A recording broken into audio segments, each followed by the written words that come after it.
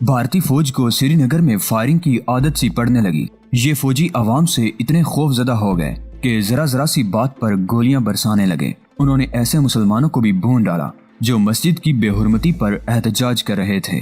اس firing میں 4 افراد شہید ہوئے، جبکہ جواب میں حریت پسندوں نے ایک مخبر اور ایک کانسٹیبل کو ہلاک کر دیا۔ ترال میں بھارتی فوج کو فائرنگ سے مزید 3 افراد جاں بحق ہوئے۔ اس ماحول میں فاروق عبداللہ کا یہ بیان دلی کی ڈیٹ لائن سے اخباروں میں شائع ہوا کہ جگموہن نسل کشی کا مرتکب ہو رہا ہے اور یہ کہ کشمیر میں عملاً مارشل لا نافذ ہے۔ اخبارات نے ایک طرف تو فاروق عبداللہ کے اس بیان کو اچھالا تو دوسری طرف حریت پسندوں کی سرگرمیوں کو بھارتی فوج کے مظالم پر فیچر بھی مسلسل شائع ہو رہے تھے۔ لہٰذا جگموہن نے جلا کر مقبوضہ کشمیر کے اخبارات 3 دن کے لیے بند کر ڈالے۔ اس کے اس حکم کے ساتھ ہی اخبارات کے دفاتر اور پرنٹنگ ہاؤسز پر فوج نے قبضہ کر لیا۔ اخبارات کی بندش کا حکم دینے سے قبل جگموہن نے صدر کو ایک خط لکھا اور اس کی نقول وزیر اعظم، وزیر داخلہ اور نائب صدر کو بھی بھیج دی۔ اس نے لکھا تھا، جناب صدر، ٹھیک 10 روز قبل میں نے یہاں گورنری کا چارج سنبھالا اور یہ تمام دن رات اتنی مصروفیت میں گزرے کہ میں مختصر رپورٹ بھی نہیں بھیج سکا۔ اس وقت یہاں کی صورتحال بے حد خطرناک تھی۔ میں یہاں آیا تو ناقابل یقین نااہلی، وسیع بدعنوانی اور رشوت ستانی کے باعث یہاں کی انتظامیہ ختم ہو چکی تھی۔ اس پر دہشت گردوں کا قبضہ تھا۔ اب بھی یہاں کے افسروں کی اکثریت یا تو عملاً تخریب کاروں کے ساتھ ہے یا پھر ان کی حامی۔ باقی افسران کا حوصلہ پست ہے، وہ ہمت ہار بیٹھے ہیں۔ ہمارے ملک کا المیہ یہ ہے کہ لوگ جیتنے والے کا ہی ساتھ دیتے ہیں۔ لہٰذا کشمیر میں جہاں تخریب کار 6 مہینے سے پے در پے کامیابیاں حاصل کر رہے تھے، لوگ بھی ان کے ساتھ ہو گئے۔ یہاں اشتہاری دہشت گردوں کو کھلے عام پناہ دی جاتی تھی، ان کی ہر طرح امداد کی جا رہی تھی۔ بعض افسران تو انہیں سلوٹ بھی کرنے لگے تھے۔ جیلوں میں جیلر اور اسپتالوں میں ڈاکٹر مجرموں کو فرار میں مدد دیتے تھے۔ بعض سیاسی کارکنوں کو جو پستول دیے گئے تھے وہ بھی دہشت گردوں کے استعمال میں تھے۔ یہ وہ حالات تھے جن میں میں نے چارج سنبھالا۔ گویا کشمیر ایسے مقام پر کھڑا ہوا تھا جہاں سے واپسی ناممکن تھی۔ یہ ناقابل یقین حقیقت ہے۔ 26 جنوری کی کہانی بہت طویل ہے جو میں پھر کسی وقت بیان کروں گا۔ اب میں حکومت کی حکمرانی بحال کرنے میں مصروف ہوں، لیکن ڈاکٹر فاروق عبداللہ کی طرف سے یہ تاثر دیا جا رہا ہے کہ وہ اقتدار میں واپس آنے والے ہیں۔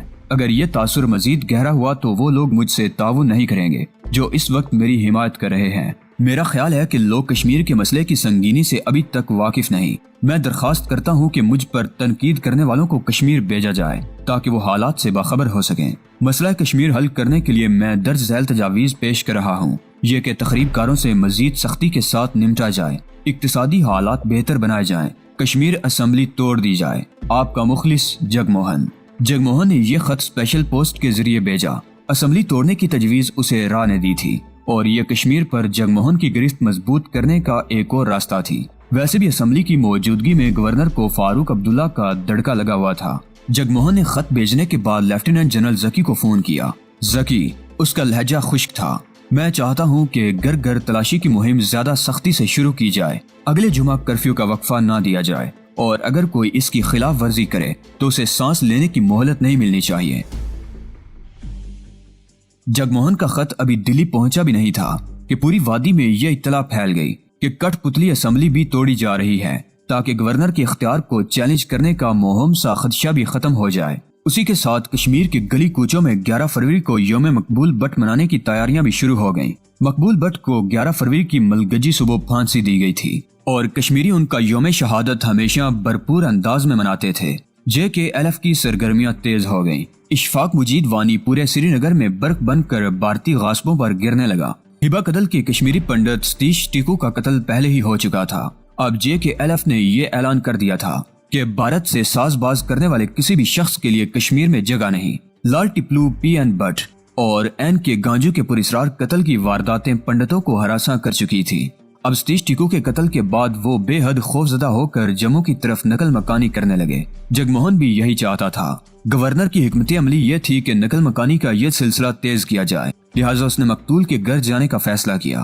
مشیروں کو ہدایت کر دی گئی ہبا قتل میں استقبال کے انتظامات کیے جائیں۔ جگموہن کو یقین تھا کہ کم از کم ہندو برادری اس کا شاندار سواگت کرے گی، لیکن جب راج بون کا قافلہ ہبا قتل میں داخل ہوا تو وہاں ہر طرف سناٹا تھا۔ خود مقتول کے گھر کے دروازے بند تھے۔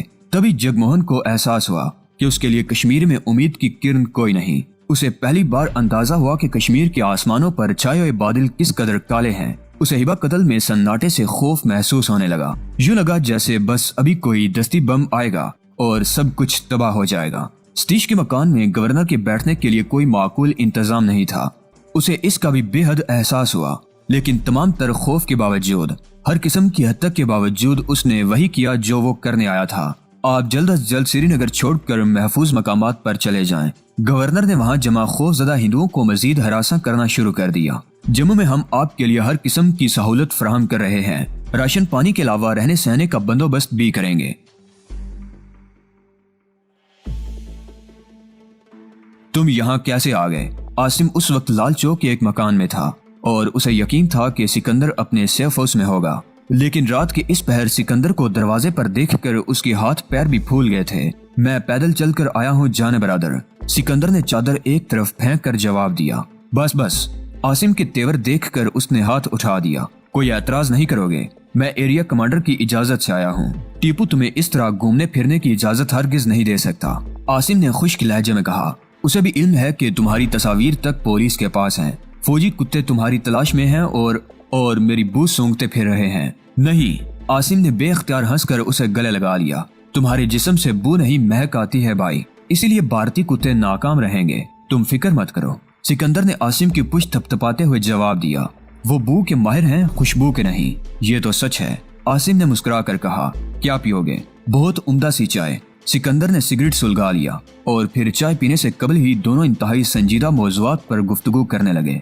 22 जनवरी की फायरिंग के बाद ये उनकी पहली मुलाकात थी। सिकंदर के लाल चौक आने की वजह आसिम को खुद उसी से मालूम हुई। सिकंदर उस अहम जरिए से जाती तौर पर मुलाकात के लिए आया था जिसने हुर्रियत पसंदों के एक और ग्रुप की तैयारी का इंकशाफ किया था। तैयारी से मुराद ये थी कि ये ग्रुप कंट्रोल लाइन पार करके मकबूजा वादी में आने के लिए पूरी तरह मुनज़्ज़म हो चुका था। आसिम को श्रीनगर में सियासी शोबे पर भरपूर कंट्रोल हासिल हो गया था, लेकिन मुजाहिदीन की आमद के उमूर अभी तक सिकंदर के पास थे। उनकी इत्तला ये है कि आज किसी वक्त एक ग्रुप का अहम इजलास आस पास ही हो रहा था और उसमें मेरी शिरकत जरूरी है। सिकंदर ने चाय की चुस्की लेकर कहा। वो मुझे तुम्हारे ही मकान से लेकर जाएंगे। कैप्टन दानिश खुद भी मौजूद होगा। वो पगमान और खुस्त से मुजाहिदीन की कंट्रोल लाइन के लिए रवानगी की तमाम बंदोबस्त करके ही आया होगा।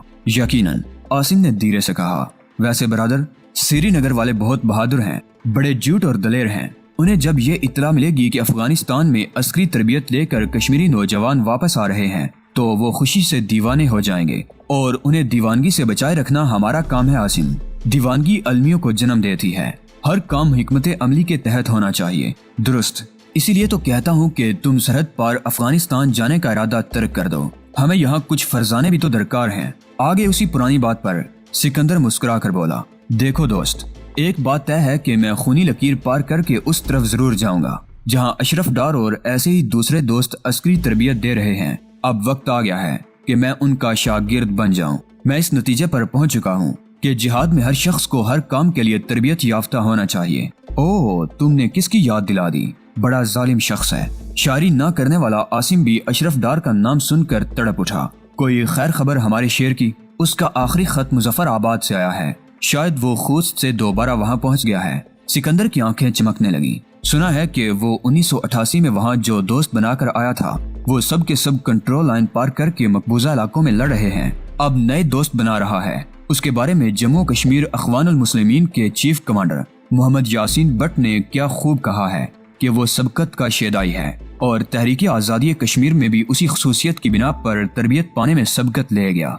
वही जवां है कबीले की आंख का तारा, शबाब जिसका है बेदाग ज़र्ब है कारी। मैंने सुना है कि मुजफ्फराबाद के बहुत से नौजवान तरबियत लेकर वादी आना चाहते हैं। आसिम ने पूछा। हाँ, उनकी तादाद सैकड़ों हजारों में है। उनमें मुजफ्फराबाद से कराची तक के नौजवान शामिल हैं, लेकिन पाकिस्तानी हुकूमत इस सिलसिले में किसी किस्म की मदद करने से गुरेजा है। पाकिस्तान अगर आज कंट्रोल लाइन की तरफ से आंखें बंद कर ले तो मुजाहिदीन के लश्कर यहाँ पहुँचने लगेंगे। पाकिस्तान की अपनी मजबूरियां हैं बरादर। यकीनन, सिकंदर ने ज़ेरे लब मुस्कुराते हुए कहा। पाकिस्तान की अपनी मजबूरियां हैं। सरहद पार अफगानिस्तान की सरजमीन में जो कैंप लगे हैं उनमें एक शख्स शमशेर खान के बड़े चर्चे हैं। सुना है कि वो भी इसी तरफ आ रहा है। शमशेर खान? सिकंदर के चेहरे पर मुसरत और रश्क के मिले जुले तासरात उभर आए। तुम जानते हो कि उसका असली नाम और उम्र क्या है? नहीं, आसिम ने कहा। उसकी उम्र बमुश्किल 19 साल होगी اور اصلی نام ارشد بخاری ہے۔ سنگلاخ پہاڑوں میں جہاد کی عملی تربیت حاصل کر کے کندن بن چکا ہے۔ اشرف ڈار اور سید صلاح الدین اس کی بڑی تعریفیں لکھتے ہیں۔ ارشد بخاری شمشیر خان بن کر آزادی کے لیے اٹھنے والی برہنہ تلوار بن چکا ہے۔ بڑا زبردست نوجوان ہے وہ، موت کا تعاقب کرتا ہے۔ این اسی وقت بلکہ سکندر کا جملہ مکمل ہونے سے قبل ہی ایک زبردست دھماکہ سنائی دیا۔ یہ دھماکہ ایک انشورنس کمپنی کے بند دفتر میں ہوا تھا۔ دونوں اچھل پڑے۔ دھماکہ سن کر عاصم نے گھبراتے ہوئے سکندر کی طرف دیکھا، لیکن لمحاتی رد عمل کے بعد اب سکندر بے حد پرسکون نظر آ رہا تھا۔ تم باہر جا کر دیکھو عاصم، کیا ہوا ہے یہ؟ اس دوران تم قدم باہر نہیں نکالنا، وعدہ کرو۔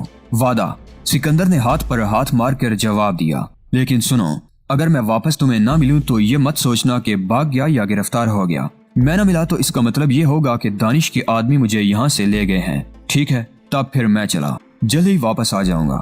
عاصم نے یہ کہتے ہوئے چادر اوڑھی اور تیزی سے نکل گیا۔ اسی لمحے زبردست فائرنگ کی آواز سنائی دینے لگی، پھر کھڑکی سے شعلے بھی نظر آنے لگے۔ سکندر نے آنکھیں بند کر لی۔ اس کے بالکل سامنے ایک گلی چھوڑ کر زبردست آگ لگی ہوئی تھی۔ شاید درجنوں دکانیں جل رہی تھی، اور المیہ یہ تھا کہ بارڈر سیکیورٹی کی چوکی کے سورما آتش زدگی کا شکار ہونے والی دکانوں پر ہی فائرنگ کر رہے تھے۔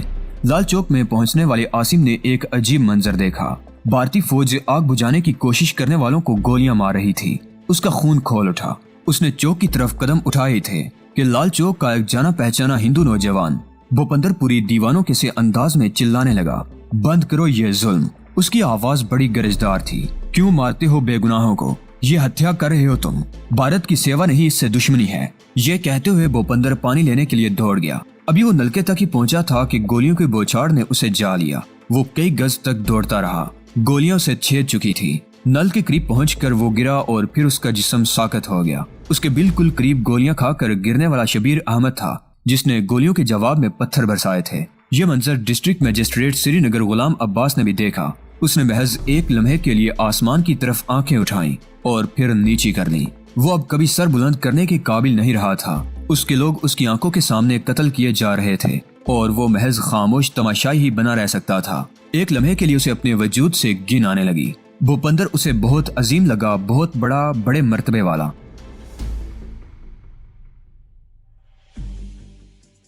عاصم واپس آیا تو گھر خالی تھا۔ میز پر پڑے ہوئے ایک پرچے سے اسے معلوم ہوا کہ سکندر واقعی دانش کے ساتھ گیا ہے۔ اس پرچے پر صرف ایک جملہ لکھا تھا، دانش مندی سے کام کرتے رہو برادر، ممکن ہے اب ملاقات نہ ہو۔ وہ کرسی پر ڈہ گیا۔ اس کا دل یہی کہہ رہا تھا کہ اب سکندر سے ملاقات ممکن نہیں ہوگی۔ وہ اچھی طرح جانتا تھا کہ لال چوک میں دھماکے اور فائرنگ کے بعد دانش کا گروپ سکندر کو لے کر کہاں گیا ہوگا۔ وہ بھی وہاں پہنچ سکتا تھا، لیکن بات صرف ڈسپلن کی تھی۔ تنظیم نے سکندر کو منتخب کیا تھا، لہٰذا سکندر ہی نمائندگی کر سکتا تھا۔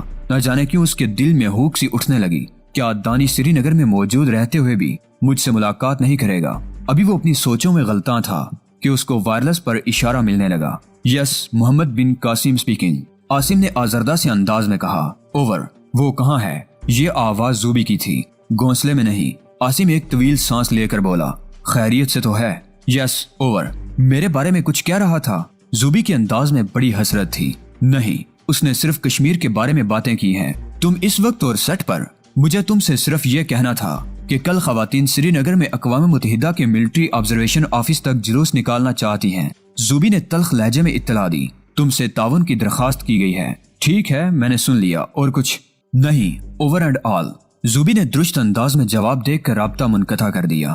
عاصم کے چہرے پر مسکراہٹ دوڑ گئی۔ زوبی اس کے لیے ننھی سی بچی تھی، ضدی، ہر درم، انا پرست اور بے حد ذہین۔ وہ اچھی طرح جانتا تھا کہ سکندر اور زوبی ایک دوسرے کو کتنا چاہتے ہیں، لیکن اسے یہ بھی معلوم تھا کہ ضابطے وائرلیس پر زوبی کو ذاتی گفتگو کی اجازت نہیں دیتے۔ شاید اسی باعث وہ اس سے گفتگو کے دوران تلخ ہو گیا تھا۔ اشفاق اور ٹیپو نے غاصب بھارتی فوجیوں کا جینا دو بر کر رکھا تھا۔ دونوں کی ٹولیاں عقابوں کی طرح حملہ کرتی تھی اور پھر سری نگر کی گلیوں میں غائب ہو جاتی تھی۔ یاسر کا گروپ بھی بے حد فعال تھا۔ وہ یہ سب کچھ بھارتی مظالم کے جواب میں کر رہے تھے۔ 6 فروری کو بھارتی فوج نے فائرنگ کر کے 3 افراد کو شہید کیا تھا، جس کے جواب میں درجنوں سرکاری عمارتوں پر بمباری کی گئی تھی۔ 7 فروری کو فوج نے سری نگر میں تلاشی کے دوران خواتین کو زد و کوب کیا تو تلاشی لینے والے دستے پر گات لگا کر حملہ کیا گیا، جس میں 6 فوجی زخمی ہو گئے۔ لال چوک پر آتش زدگی کی واردات کا جواب ایک بارونق بازار میں گشت کرنے والے 2 فوجیوں کو قتل کر کے دیا گیا۔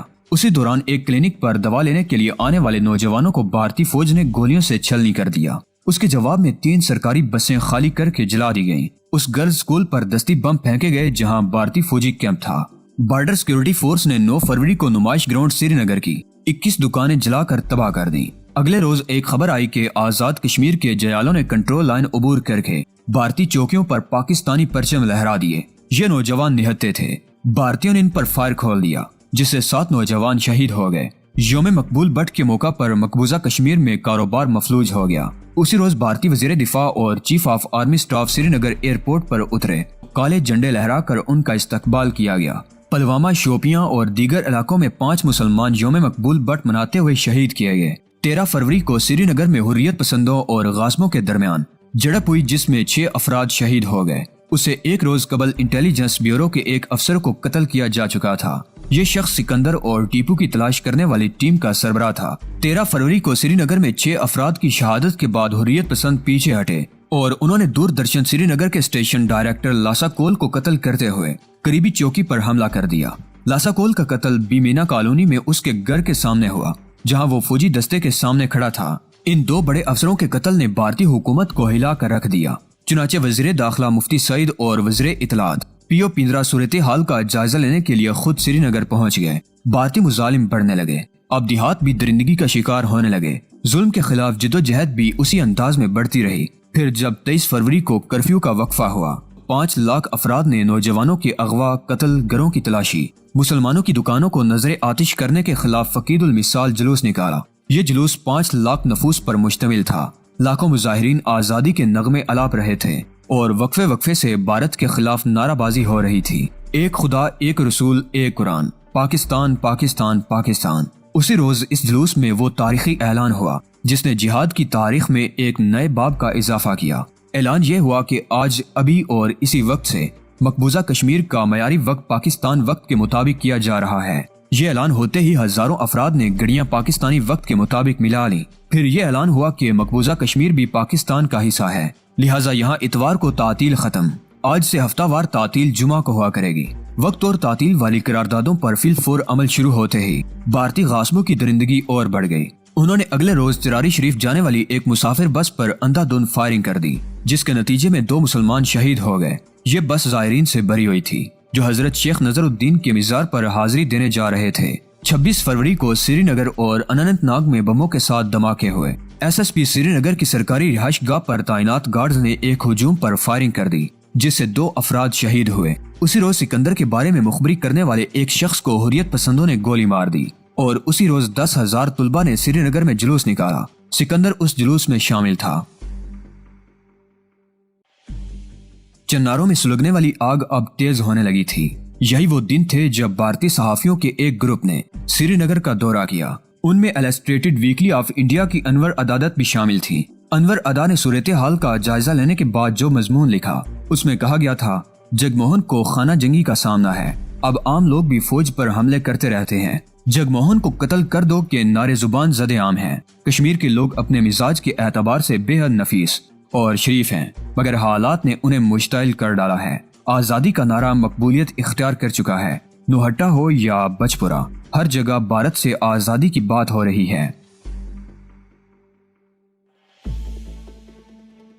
एक और भारतीय सहाफी शेराज सिद्धू का डिस्पैच संडे कलकत्ता को इस तरह पहुंचा। ये डिस्पैच फरवरी के बारे में था। फिल वक्त वादी में बहुत परेशान कुन सन्नाटा छाया हुआ है। दिन कदरे गर्म होने लगे हैं। मौसम खुशगवार है, लेकिन यहाँ पहली जैसी रौनक नहीं। कश्मीरी अवाम अब मौसम से लुत्फानंदोज होने के लिए घरों से कम निकलते हैं। आज 9 फरवरी है, जुमा का दिन है। कर्फ्यू अभी तक लगा हुआ है। एयरपोर्ट से शहर तक सेंट्रल रिजर्व पुलिस फोर्स की दर्जनों चौकियां कायम हैं। यहाँ गाड़ियों की बहुत जबरदस्त तलाशी ली जाती है।